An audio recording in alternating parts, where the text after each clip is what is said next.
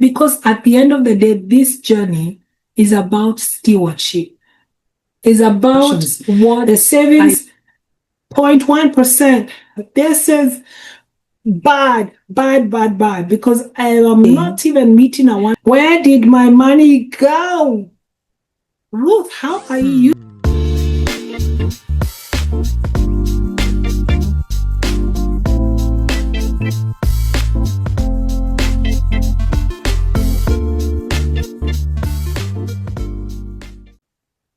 Hello, stewards.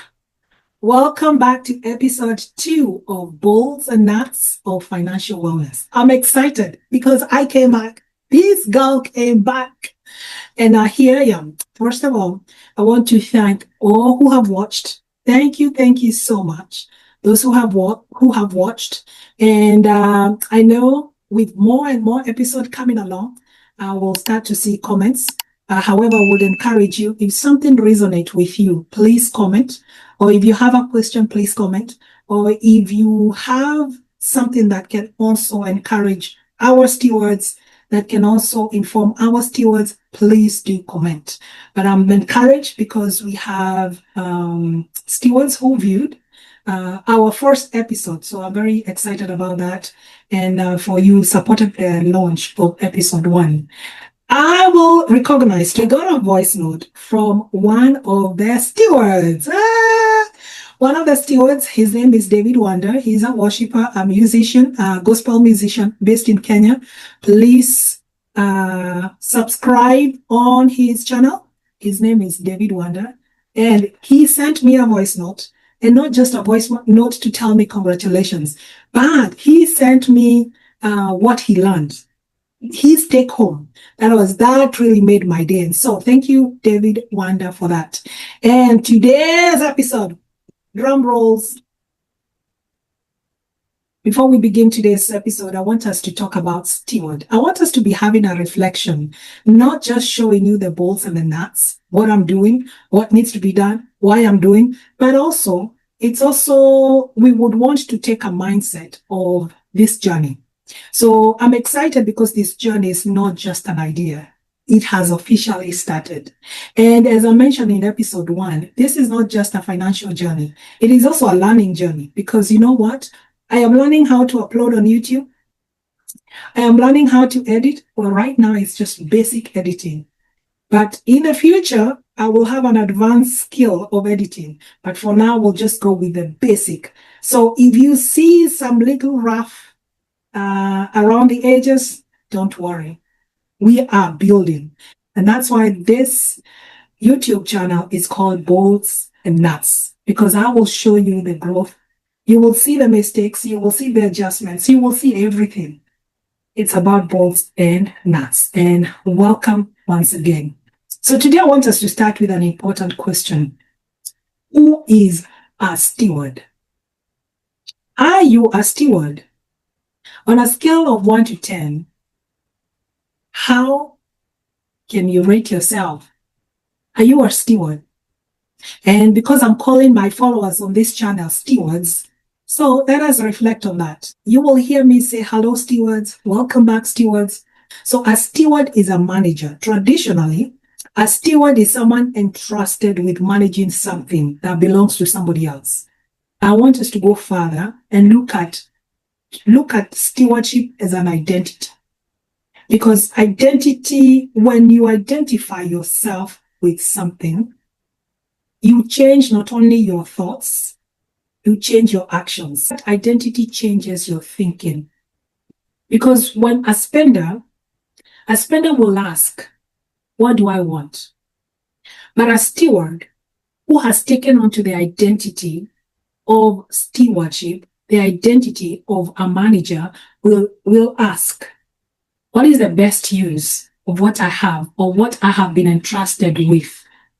Those are two different. A spender will say, what do I want?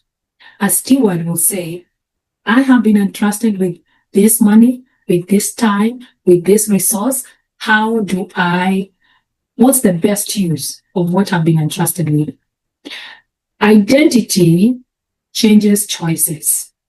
So you make choices that align to that identity that you have owned, that you now own, that you now have. It is in your, not only your consciousness, but also your subconscious. So your choices are going to be different because the choices that you make are going to follow the identity that you have taken upon yourself. So the choices that as a steward that I will start to make is saving is not a punishment. Budgeting is not a restriction. Investing is not complicated. Versus if I was not a steward, if I did not take upon that identity, I will see this as limiting factors. But because I want this to be an identity within me, first I call myself a manager and I take upon that identity, my choices are going to change. And I also think your choices are also going to change. And guess what? The choices, identity will also change the character. I will not be looking with the character, I'll look at it as faithfulness matters. I can't just be using my money or any resources. I don't want us just to limit it to money, but any resources. It may be time, it may be money, it may be any resource that we have been given. So my character will change and I will start looking at faithfulness matters. Identity, if you take stewardship as an identity, it will change your vision. You will no longer think like anybody does. You will be very intentional in how you also line up your goals. You're going to think beyond just today. And I'm going to share the word today. The word will come from Ezra chapter 7, verse 10. Ezra chapter 7, verse 10. And this is what it says. For Ezra had prepared his heart to seek the law of the Lord and to do it and to teach statutes and ordinances in Israel. In this episode, bolts and nuts for financial wellness. On this journey, I have determined within my heart, I have set my heart on this journey to learn. So I will learn more about money because this journey is about saving for retirement. This journey is about preparing for retirement. This journey is about being financially independent within the next 7 years. So the preparation that I'm doing, I have put it within my heart, that determination to do it. And when I do it, it's not just knowing or learning just for me. I want to live it. I want to be found as a steward who is faithful in what she has been given, in all the resources she has been given. I want to be a steward who the character has also changed, that I'm found faithful. I want to be a steward that not only is it just learning about finances, but I'm teaching it. And so these episodes, there will be, I get to learn, I get to show it. And when I show it, I will be able, I'm very visual, so I will be able to share the changes I'm making. I will be able to share the planning that I'm doing. I'll be able to share every bolt and nuts that will be involved in this journey. And this is so that when I effectively leave it in the private, it can also effectively be seen in the public. And somebody somewhere, a steward, will catch a thing. By the time the 7 years are gone, somebody will say, that caught my eye, that caught my ear, and my life is never the same again. So I want to be seen as a person who carries an Ezra spirit, who is prepared in her heart to seek on how to be a steward. Because at the end of the day, this journey is about stewardship. It's about what I learn. It's about the identity that I apply in my mind, that I apply in my doing, that allows me to live, which I learn, to live it, to live that life of what I learn and also teach it. So welcome. So I needed to share that passage today because it spoke to me. It spoke to me. So today, since we are talking about stewardship, I want to show you. So I decided to take stewardship into action. So I took my stewardship and I practiced what it says. And I'm going to share a PowerPoint. Today, I am doing an episode like a teacher. So I'm going to share my screen here. And I will be sharing from screen 2. And I'll put it in. There we go. So as part of my stewardship, I sat down and I decided to do an audit of my accounts. So I pulled 6 months worth of transactions from my accounts. This is from January all the way to June, the end of June. Because one of the things that I told myself is, before I take any action, can I identify my pattern? Can I identify whether I am a good steward already? Can I identify where I need some improvement? Can I identify where I need to change a pattern? So I pulled 6 months of my spending, and I pulled them from 2 checking accounts and 2 credit cards accounts. And even with what I found out, because I'm going to share, one of the things is that I made a decision, and one of the things that I noted is that I'm spreading my transactions in 4 accounts. And some of them, they're even in other accounts, the savings account, because I didn't pull the transactions in saving accounts. And I just concentrated on the 4 accounts, the 2 checking accounts and the 2 credit card accounts.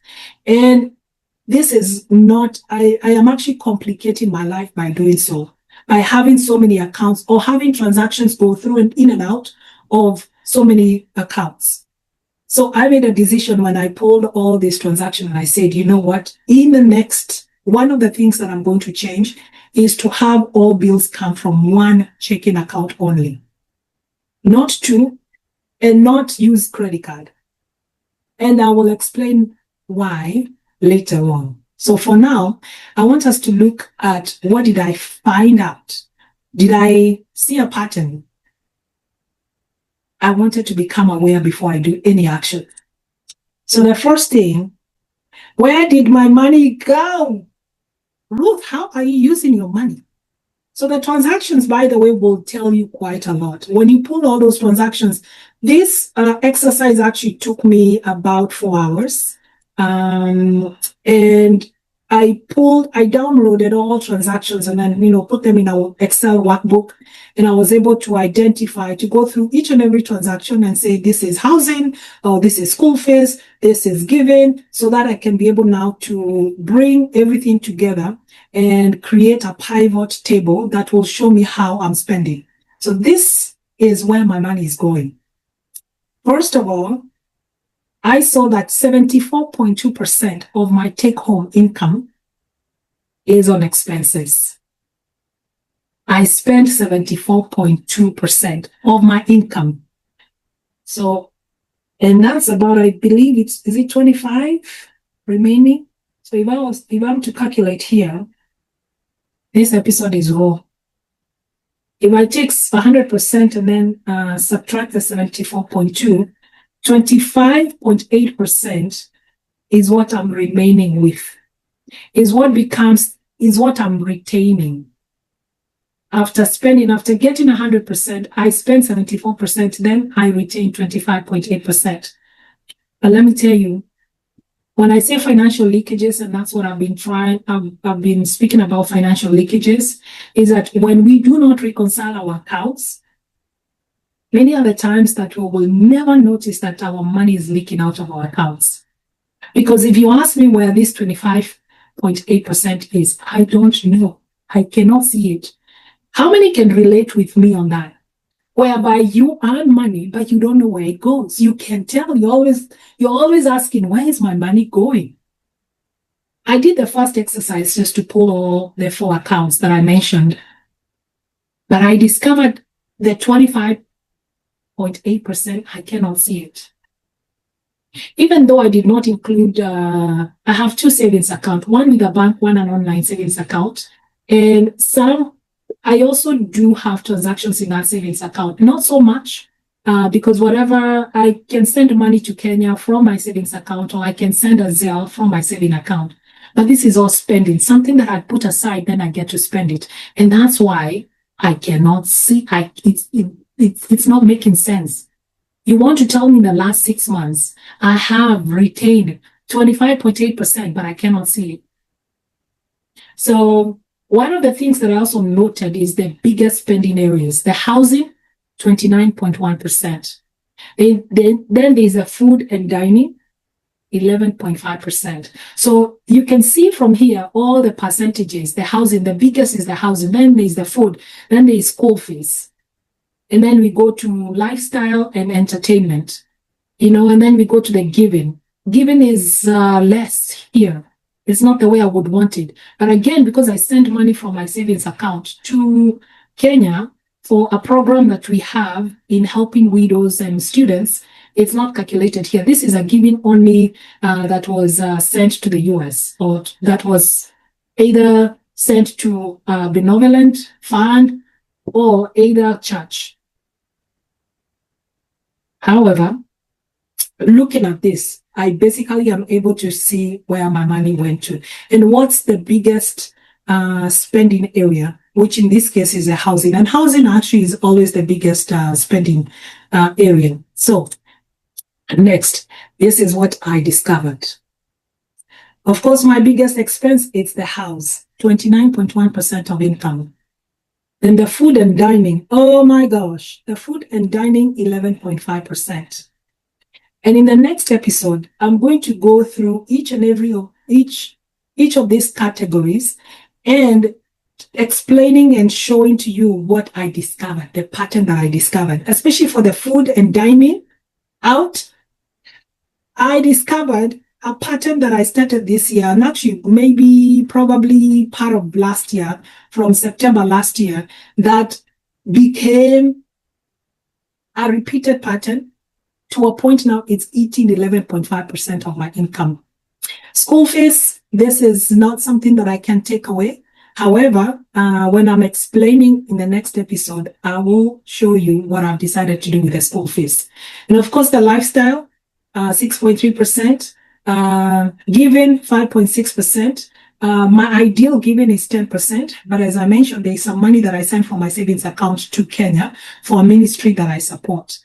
So the biggest realization here is 74.2% is being spent out of my income. And the awareness is the first step to change. See how I pull the transactions from the 4 accounts and I realize, why am I having 4 accounts, transactions in all these accounts? Why can't I have one account that pays all the bills? So that is one thing that I realized, I became aware of, and I said, this I will change. And within this different categories, there are places that I've already identified where it needs change or where the pattern needs to be broken. And I'll be able to show that in the next episode, because I will dig in and I will tell you and show you how the pattern started and how I have continuously used the same pattern, but it is hurting the part of money that needs to be going into investing. So I have shown you my percentages. However, the question that I asked myself, are these percentages, what can I compare it with? What is that standard that I can compare with to know, am I doing well or am I doing well or not? So there are 5 popular budgeting frameworks. So this 5, and I just want to give you an overview of the 5, and then I'll show you which one I chose. So there's the first one, the 50-30-20 rule, that says all my basic needs need to be assigned at 50%. My wants, this is anything that I want, whether it is vacation, whether it is an ice cream now and then, whether it is dining out, it needs to be accommodated as 30%. Then the savings and the debt needs to be assigned at 20%. So from this one, if you can tell, if I don't have, for example, if someone doesn't have debt, that means they can save 20%. But when you have debt, it's eating a part of your percentage. And this is great for people looking for a simple starting point. So 50-30-20. 50% is all your needs, the housing, the utilities, everything that you need in order to live. And then the wants is anything that you want. That is outside, it is not a need. it's a want. You can live without it. But the 50% is something that you cannot live without. The wants, you can live without it. So can you imagine if you decided even to use out of your wants as 5% of your income, and then you don't have debt? Can you see how it is very easy to put a whole 45% to an investment? We'll talk about that. We will break it down in the month of July, so that August we start now with the budget, how to design a budget that speaks to you, that speaks to your vision of what you have, that speaks to how you have been doing things and that the pattern that you want to break. And the second framework is Dave Ramsey. Dave Ramsey says, housing, so he breaks it down into the different categories and says housing should be 25 to 35%. Food should be 10 to 15%. Transportation should be 10 to 15%. So it is basically taking your salary. If you have let's say a 1,000 salary, you take for housing, he says 25% to 35% that you should assign to the house. For the food, you should assign 10 to 15, transportation 10 to 15, giving 10% savings. His framework calls for 10 to 15%, and then the personal spending, this is the wants, calls for 5 to 10%. And this focuses on intentional budgeting, giving, and debt reduction. If you compare the first framework, the 50-30 rule, 20 rule, compared to Dave Ramsey, you can see that the spending of the wants is between 5 to 10%. But the 50-30-20 rule calls for 30%. So again, I'm giving this framework so that you're also able to see which one speaks to me, which one do I want to adapt or implement. And the other one is called a balanced money formula. It's similar to 50-30-20, but it emphasizes on the financial goals. So the 50% is for the needs, the 30% is for the wants, and then the financial goal is 20%. So in this case, if your financial goal right now is to create emergency fund, you can be putting away that 20% until your emergency fund is implemented.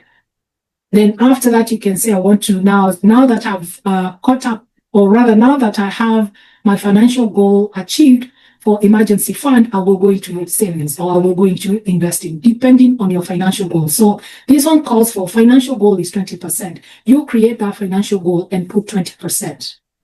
Then there's a 60% solution. It says you commit 60% to your committed expenses. These are like needful or expenses that are needed. So it's the same as saying need 60%. Then it puts 10% to retirement.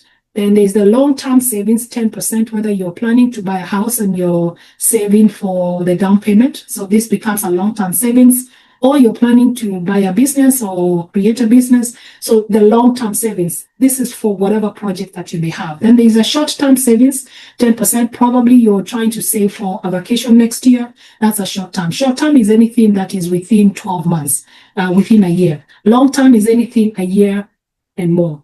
And then there's fund money, 10%. Never forget about the fund money.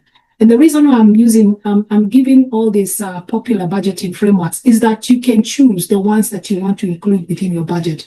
From the month of August, we'll be talking about budget. We'll go step by step on the budget, how to create a budget. And so I wanted to show you the buckets and the percentages that you can actually use. So the 60% solution uses automation and fixed percentages. And then the fifth one is a conscious spending. It says fixed cost. These are your needs. The housing never changes, utilities never changes. Anything that you require to spend every month and does not change. It should be 50 to 60%. Then they're also calling for investments to be 10%. And then there's a savings of 5 to 10%. Then there is a guilty-free spending. Oh my goodness, he's calling for 20 to 35%. This is a very big spending, according to me. However, for somebody else maybe who has already achieved a financial goal in one or another, the guilty-free spending can now take a higher percentage, 20 to 35%. But for me, where I am right now, the journey that I want to take, and I'm giving it a 7 years, I cannot afford to go to the extreme of 20 to 35% to have a want or to have a guilty-free spending. So this framework encourages intentional enjoyment of money. That's basically what it is. So which framework fits me? So for me, I choose Dave Ramsey. I have done a Dave Ramsey program, and I love it. And the reason why, because it aligns with my stewardship values. It encourages giving. My goal is always 10%. I put it, 10% is for giving, and I can split either to give to a cause and then the other to the church that I'm going to.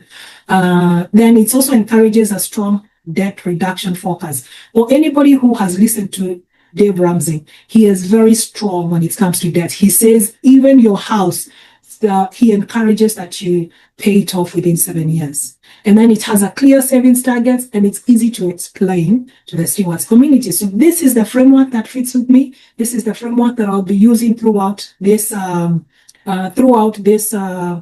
journey, and I will speak of it now, and I will speak of it more often. So now that I'm using Dave Ramsey, so I said, let me take my actuals and I'm going to compare with the Dave Ramsey recommendation just to see, in comparison to this framework, Ruth, are you down or are you there or are you? So this comparison was very important for me just to see how am I faring. One thing that I want to mention is that I am a minimalist. Very, very minimalist. I love patterns and I follow patterns. And next episode, I will explain where a certain pattern. I've always been good in saving and, coming up with a plan and sticking to the plan. But last year, something happened that changed a pattern that made me introduce a new pattern, especially the food and dining bucket or category, that I found myself spending more. But when we are going through, in the next episode, I'll be able to share what patterns we're seeing, or what patterns did I find myself doing. So now, in comparison to Dave Ramsey, he says for the housing, I'm favorable. I'm using, so his recommendation is 25 to 35%. Mine is 29.1%. Definitely there is an improvement here because there is a way I can reduce it to 25%. And that I will share in an episode to come, what I'm planning to do. The food and dining, yes, that one, he says favorable, but to me, according to my pattern, this, I would say I really overspend, and I have been overspending for the last 1 year. So this really needs a whole lot of change. So I will be sitting down to see what changes that needs to be done. Transportation, it says 4.3%. The recommended is 10 to 15%. It's lower. Basically, the fact that I'm a minimalist, I try to combine. So for example, if I'm going shopping, I try to combine when I'm coming home from work, I pass by the shopping and do my shopping once a week and that kind of thing. So this one is lower, very much favorable. But I believe we can still work to reduce that. Utilities, it says 5% to 10%. It's lower. Even though there needs to be some improvement. And I'm saying there needs to be some improvement because I moved from a studio to a 2-bedroom apartment. And so I have seen with the type of expenses that I used to have compared to what I have seen in the last 1 year, I have actually increased on these categories. And that's why I'm saying there is room for improvement. Insurance, 1.5%, 10 to 25% is the recommendation. So this is lower. He says it's on the lower side, but this is good. This is good, and I will show you why it's on the lower side. Then there's the debt, the interest, and IRS tax. It's 3.5%. So this is actually my debt here, which this is something that I'm planning to have it completed or paid off. Then there's giving, 5%, 5.6%, recommended 10%. So this is lower. So this needs to reflect 10% once I start reconciling this every month, especially when I have just one account that will be carrying all the transactions. The savings, 0.1%. This is bad, because I am not even meeting a 1%. So this the improvements that I will do in these other areas, the improvement that I'm going to do in these other areas, I want them now. When I reduce whatever excess that I see, when I pay off the debt, whatever excess I start to get will now start to go to the savings. School fees, 8.5%. This will not change. It stays that this one will not change. However, I do have a special way of paying it, and I will share that in my next episode. Then there's the lifestyle and entertainment, says unfavorable, personal care favorable. So the take home here, and the good news is I am within or below the recommended range in 7 out of the 12 categories. So the ones that I am lower is the giving, the savings, and of course, there's a special, the school fees, which Dave Ramsey doesn't. For his recommendations, school fees is not one of the category that he has. However, it's good to see in comparison to his recommendation how I'm faring. So the focus areas is to increase the savings to 10 to 15% and then increase giving to 10%. And when I'm making, when we start doing the budget, I will show you from the changes that I plan to do. Once now that I know the pattern, I know what needs to be changed, then I will now focus on when I change, what is this change doing? Is it releasing more money back into my account for savings, for investments? So I will be able to have that goal that from a budget point of view, I can point out and say, this is the much I'm saving, or this is the much that I'm being left with, that I can put it into the savings, or I can put it into investments. And we will go step by step, and I will show you, okay, if it's investments, what am I going to invest in?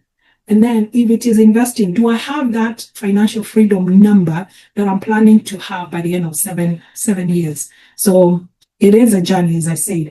And my goal is to be intentional, to reduce where needed, and to build a strong financial future. So awareness today, it's a better decisions for tomorrow, and it is a financial freedom ahead. Last but not least, my July to October plan. So what I plan to do here is that July and August is direct every available dollar to pay debt. Any debt that I have, I am laser focusing on it for the next 2 months. The good news is that my kids are on vacation for summer. So I am by myself in the house. So my favorite types of food is legumes, beans, jahes, and all types of legumes. So guess what? I am going to be focused with a Dave Ramsey type of idea, rice and beans, for the next 2 months. Because I want every available dollar to go to debt and pay the debt. So that by the time October starts, either I have a small amount to pay or I have paid it off. Number 2 is live intentionally and reduce the discretionary spending. I have realized that dining the food, I am overspending. So it is to see the patterns that I need to change so that my practice, a habit takes about 21 days. So the changes that I make in the next 3 months, especially the next 2 months, July and August, when the kids are not in the house, it is now to form that pattern that I want to see going forward. And then I'm going to use October. I do get an extra paycheck, so I hope to finish any debt that I will not have covered in the July and August to be paid off using that extra paycheck. And guess what? I am giving myself a reward that by the time, if I finish all the debts by October, that in that extra paycheck, I will reward myself. October is also my month. It's my birthday month. So I will treat myself, and I have put aside how much I want to spend. So begin building the emergency fund. So after all the debt is paid off, is begin having emergency fund. Previously, there is a time I had saved a whole 6 months emergency fund. So it is doable. And I will show you what I'm doing and why. So emergency funds, you can either have a 3 months, 6 months, or a year. And I will tell you the reason. The one that I will choose, I will tell you the reason why I have chosen it. And in that, where do I put that money? I will tell you that in episodes to come. So I wanted to share that. That is what I discovered. Where is my money going? That is the awareness that was brought about by doing this exercise. So stewardship starts with awareness, and that is what I was able to do. So before you can improve anything, we must first see. Before I can start to change, I needed to see that. And this was a very good exercise. I really put my work in it. I tried to be fancy with the numbers, of course, on my Excel sheet, and to see, okay, what if I gave this category at this percentage? So I played around with the numbers, and next episode I will go through each and every categories, and I will show you what did I discover? What patterns did I discover? Are they good patterns, or are they good habits, and are they bad habits? So that is something that I will discuss that on the next episode. And before we can change a behavior, we must know the truth. Before we change any behavior, we must know the truth. And before we build any wealth, we must understand our current habits. And this is my question to you. If you were to rate your stewardship today, on the scale of 1 to 10, what number would you give yourself? Not based on income, not based on your net worth, not based on your investments, but based on stewardship. And what is that one area that you want to become a better steward? Thank you so much for joining episode 2 of Bolts and Nuts of Financial Wellness. Remember, stewardship is not a money issue first. Remember, stewardship is not a money issue first. Thank you, and see you next week.